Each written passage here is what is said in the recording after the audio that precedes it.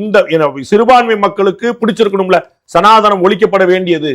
அந்த மாதிரி ஒரு மதத்தை அவர் பேசினது கிடையாதுல்ல. நான் ஒரு ப்ரௌட் கிறிஸ்டியன் சொல்லி சொன்னவர் யாருங்க? திரு உதயநிதி. நான் ஒரு கிறிஸ்தவர்னு சொன்னவர். கிறிஸ்தவர் பூரா ஓட்டு போட்டாங்களா அவங்களுக்கு? இஸ்லாமியர்கள் கூட்டத்துல திமுக தலைவர் வந்து இது உங்களுடைய ஆட்சி நடக்குதுன்னார். இஸ்லாமியர் பூரா ஓட்டு போட்டாங்களா? திரு உதயநிதி சொல்லட்டும் 100% சிறுபான்மை ஓட்டு எங்களுக்கு தாங்க விழுந்திருக்குன்னு அவங்க சொல்லட்டும். ஆனா அதை பத்தி கமெண்டே பண்ணாத திரு விஜய் வந்துட்டார். அப்ப நீங்க புரிஞ்சுக்கணும், இந்து மதத்தை தண்டித்தால், கண்டித்தால், விமர்சித்தால், குற்றம் சொன்னால் சிறுபான்மைக்கு பிடிக்குங்கிறது ஒரு மித்து. அதுதான் மூட நம்பிக்கை. இந்து மதத்தை விமர்சித்தால் மற்ற மதத்துக்கு பிடிக்குங்கிறது தான் மூட நம்பிக்கை. சனாதனம் ஒழிக்கப்படும். சனாதனம்ங்கிறது இந்து மதம், வேற எதுவுமே கிடையாது. அதுக்கு நீ எந்த வார்த்தையும் சொல்ல முடியாது.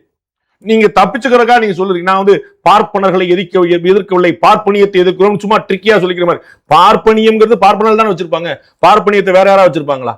அப்ப நீங்க பார்ப்பனர்கள் சொன்னா சண்டைக்கு வந்துருவாங்க, பார்ப்பனியம் அப்படின்னு சொல்லிக்கிறீங்க. அதுக்கு அம்பேத்கர் வேற, அம்பேத்கரியம் வேறையா? நாங்க அம்பேத்கரை கண்டிக்கவில்லை, அம்பேத்கரியத்தை கண்டிக்கிறோம் சரின்றுவாங்களா?